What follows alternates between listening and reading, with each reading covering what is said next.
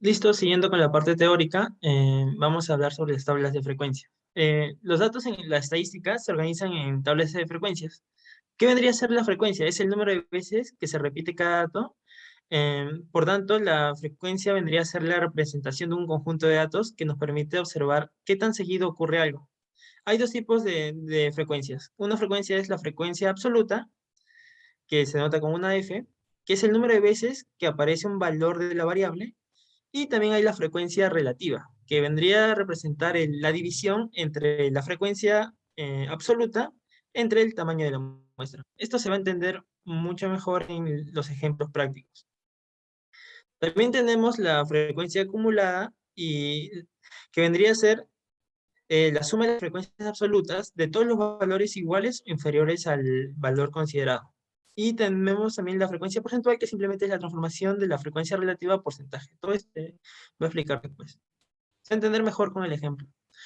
Entonces, aquí, por ejemplo, estamos en una tabla de frecuencias para datos no agrupados. El ejemplo nos dice que una encuesta a 64 personas cuyas edades están entre 12 y 60 años, se les preguntó, ¿alguna vez te has sentido discriminado?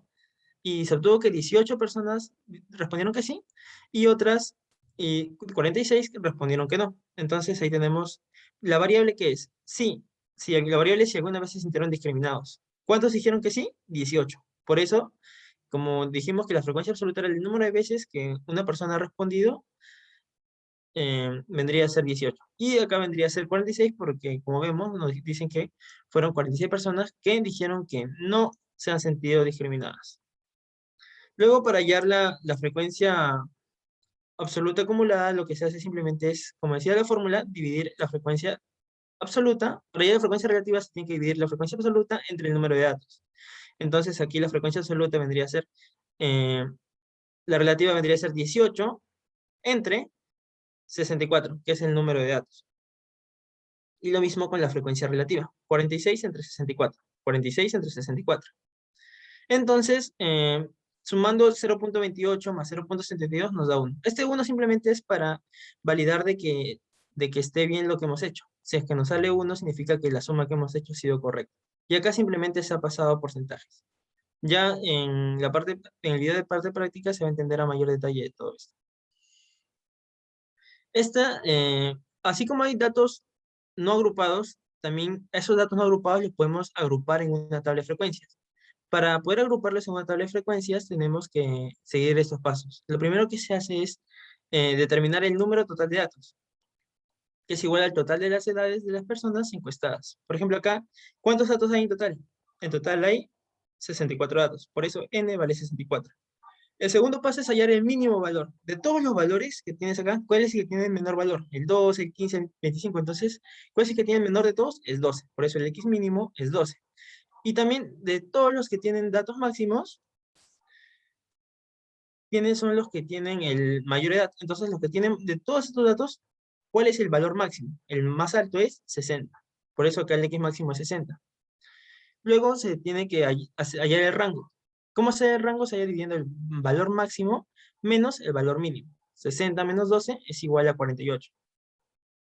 Acá está 60 menos 12 igual a 48. Lo que sigue de ahí es hallar el número de intervalos. Para ese número de intervalos se va a usar una fórmula que se llama fórmula de Sturges, que es K es el número de intervalos. K va a ser igual a 1 más 3,322 por el logaritmo va a ser 10 de n. Pero ¿qué viene a ser n? N viene a ser el número de datos. En este caso, nuestro n, el número de datos es 64. Entonces, resolviendo esto de acá, ya lo pueden usar por calculadora, sale 6. Y 1 más 6 sale 7. Entonces, el número de datos que vamos a tener es 7. 7 intervalos. Luego, lo que sigue es hallar la amplitud. Con la amplitud se tiene que dividir el rango entre el número de intervalos. Si recuerdan, acá nuestro rango nos salió 48 y el número de intervalo nos salió 7. Entonces, 48 entre 7 es 6.87. Lo redondeamos y nos queda que la amplitud vale 7. A partir de ello, ya podemos hallar cuáles van a ser nuestros intervalos. En la parte práctica se explica a mayor detalle cómo se determinan estos intervalos. Otro punto importante para la frecuencia de datos agrupados es hallar la marca de clase. ¿Cómo se halla la marca de clase? Simplemente se tiene que hacer la semisuma de los límites del intervalo. ¿Cuáles son los límites? Por ejemplo, de ese intervalo de 12 a 19, los límites son 12 y 19. ¿Cómo hallamos la marca de clase para este intervalo?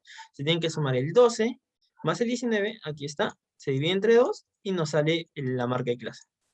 Entonces, para hallar nuestra tabla de frecuencia, tiene que contener nuestros intervalos, tiene que contener nuestras marcas de clase, nuestras frecuencias absolutas, las frecuencias acumuladas, las frecuencias relativas acumuladas y la frecuencia relativa porcentual. Entonces, aquí para hallar la frecuencia acumulada simplemente es la cantidad de veces, la cantidad de datos que se van acumulando. Por ejemplo, en la primera fila solo tenemos 19. En la segunda fila tenemos 19 más 6. 19 más 6 es 25. En la tercera fila tenemos 19 más 6 más 9, y eso nos da 34. Y así seguimos para hallar el resto de frecuencias acumuladas. En la parte práctica se explica a mayor detalle. Ya aquí se hallan las frecuencias relativas acumuladas.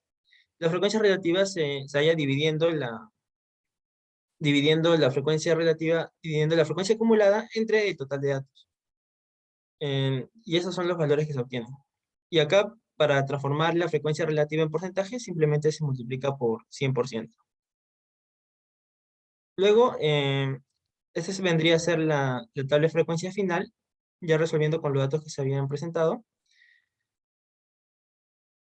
Y aquí simplemente ya se vendría a hacer un análisis de los resultados, que podemos ver qué es lo que se observa, qué se interpreta de los resultados obtenidos.